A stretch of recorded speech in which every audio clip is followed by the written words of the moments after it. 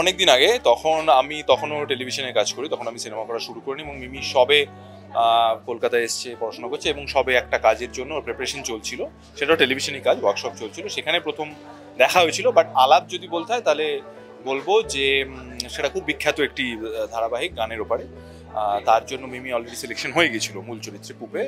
তো মিমিকে তখন বিভিন্নভাবে রবীন্দ্রনাথের গান, নাচ ইত্যাদির সঙ্গে পরিচয় করানো হচ্ছিল। তো সেই সময় আমাদের সেভাবে বলতে গেলে ফর্মালি আলাপ হয়, কাজে বহুদিনের আলাপ।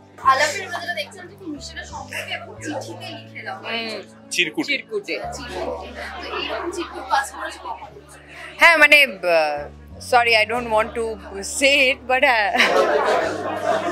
কি হ্যাঁ, চিরকুট, চিঠি, সব হাতে লেখা চিঠি, ফোন নাম্বার না আমি দিইনি, আমারটা পেয়েছি, অন্যেরটা।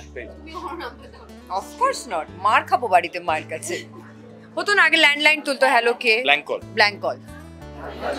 এর আগেও তোমরা কাজ করেছো, তো আলাদাভাবে বন্ডিং নিয়ে জিজ্ঞেস করছিলাম, কিন্তু এই ছবিতে চাকিদার রয়েছে, চাকিদার সাথে আমি আগেও কাজ করেছি। চাকিদা খুব জেনুইন একটা মানুষ, খুব সুইট একটা মানুষ, পান লাভার, খুব পান খেতে, pun intended, pun intended, but he is a very sweet person. আর খুব ভালো একটা গল্প পদ্মদা, চাকিদা সবাই মিলে লিখেছে। সো ওই ওল্ড স্কুল রোম্যান্সটা রয়েছে এটার মধ্যে, যেটা আজকালকার দিনে অনেকটাই মিসিং। সো আমার মনে হয় যখন তোমরা দেখবে ছবিটা বসে, তখন না কোথাও একটা রিলেট করতে পারবে, যে হয় না যে সবসময় ভালো লাগার মানুষটা কি পেতে হবে, আমরা সবাই চাই সে তাকে পাই, কিন্তু একতরফা ভালোবাসাও তো হতে পারে, কাউকে না পেয়েও তো ভালোবাসা যায়, কারোর সাথে না থেকেও তো ভালোবাসা যায়। So it's like that.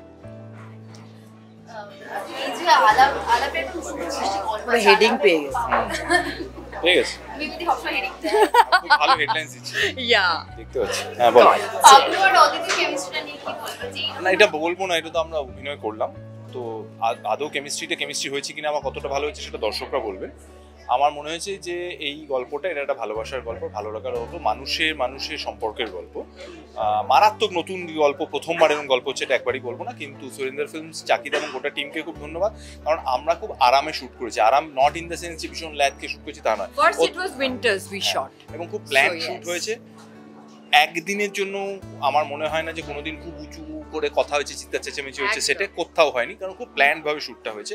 এবং এই ছবিটাও যেরকম, it's a very soft film, it's a very subtle sensitive film, ঠিক সেভাবেই শুটটা হয়েছে। আর আমাদের ডিওপি যে অনির্বাণদা, হি ওয়াজ অলসো ভেরি সর্টেড, ও জানে যে কি খুব কমফোর্টেবল একটা পজিশনে আমরা শুট করেছি। সেই আরামটা যদি, আমার মনে হয়, আমার কেন এটা বলছি, যে দর্শক যখন ছবিটা দেখবেন, তারা যদি এই ছবিটার ছন্দের সঙ্গে নিজেদের আইডেন্টিফাই করেন, এই আরামটা তারাও পাবে। Thank you. অনেকের সাথে আলাপ হয়, এমন কোনো ব্যক্তি বা কারোর সাথে আলাপ হয়েছে যেটা খুব মনে থাকার মতো?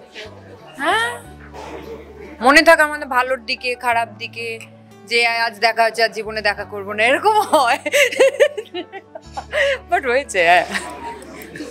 কি বলবো, ও আবির তো ভীষণ ডিপ্লোম্যাট, বললে হবে না, বলো কি বলবো, কি কোয়েশ্চেনটাই বুঝতে পারছি। বলো, কোয়েশ্চেনটা বলো। দেখো, প্রত্যেকের সঙ্গে, যাদের সঙ্গে অনেক দিনের সম্পর্ক বা যাদের সঙ্গে একদিনের সম্পর্ক, আলাপটা তো একদিনই হবে।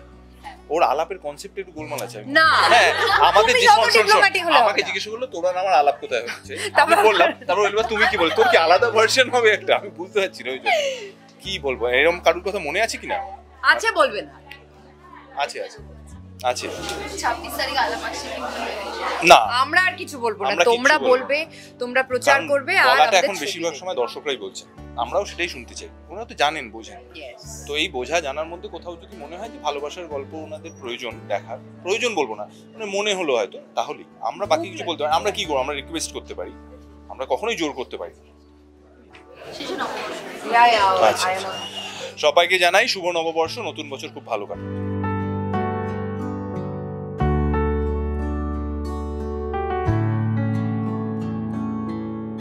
আগাম শুভ নববর্ষ।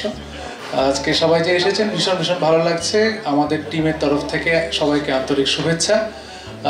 আলাপের গল্প, মিষ্টি গল্প, সেটা সবাই আজকে ট্রেলারে দেখতে পাবে, কিছুটা আভাস পাবে। আবির এবং মিমির কেমিস্ট্রি, সেটা চাকিদা ফুটিয়ে তুলেছে।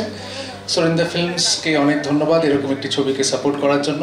আমার গোটা মিউজিক টিমকে আমার তরফ থেকে আন্তরিক শুভেচ্ছা। কিন্তু মিউজিক লঞ্চ আলাদা দিনে হবে, সেই কথা আমরা পরে বলবো। আজকে ট্রেলারের জন্য আমরা অপেক্ষায় আছি। গোটা টিমকে আমার তরফ থেকে শুভকামনা, ভালো হোক। এখন প্রেমের মাধ্যমগুলো বা পরিচয়ের মাধ্যমগুলো, প্রেম বলবো না, পরিচয়ের মাধ্যমগুলো বদলে গেছে। এখন আগে যে সম্পর্কগুলো তৈরি হতো তাতে পাতার পর পাতা চিঠি লিখতে হতো, একটা মানুষকে বুঝতে তখন অনেকটা সময় যেত। এখন মাধ্যম মানে জাস্ট একটা দুটো লাইন বা কিছু সাইনের ভেতর দিয়ে মানুষ কথা বলছে, আলাপ করছে, এবং সেক্ষেত্রে এই সম্পর্কগুলোর ভেতরের যে অনুভূতি সেটাও কি ছোট হয়ে গেছে নাকি? অনুভূতিগুলো, প্রেমটা প্রেমই আছে, ভালো লাগাটা ভালো লাগা আছে, ভালোবাসাটা ভালোবাসা আছে, এই জায়গাগুলোকে ধরার চেষ্টা করেছে। যে মাধ্যমটা হয়তো বদলে গেছে, অনেক সংক্ষেপ ছোট এক লাইন বা ইমোজিতে দাঁড়িয়েছে, কিন্তু অনুভূতিটা আমার মনে হয় কোনো অংশে কম হয়নি, সেটা ওরকমই আছে। প্রেমের না কোনো বয়স নেই। আমরা প্রেমের ছবি মানে একটা টিনেজার লাভ স্টোরি ভাবি, সেখানে অনেক কিছু পাগলামো থাকে, অনেক কিছু থাকে, কিন্তু বড়দের কি পাগলামো থাকে না? বড়রা কি ভুল করে না বা পাগলামো করে না? তারাও করে। এবং বড় বলতে কি, যারা চাকরিজীবী, যাদের সময় নেই, এই সময় দাঁড়িয়ে এই প্রজন্মের, তাদের ভীষণ চাপ, প্রত্যেকের টার্গেট থাকে, তাদের সেই টার্গেট ফুলফিল করতে হয়, তাদের যে দৈনন্দিন জীবনযাপনে যে চাকরির যে বিশাল চাপটা, সেই চাপের মাঝখানে যে সময়টুকু তারা পাচ্ছে নিজের জন্য, সেই সময়ের ভেতরে যে পরিচয়গুলো ঘটছে বা যে সম্পর্কগুলো কাছে আসছে, সেটা ভালো লাগার না ভালোবাসার সম্পর্ক।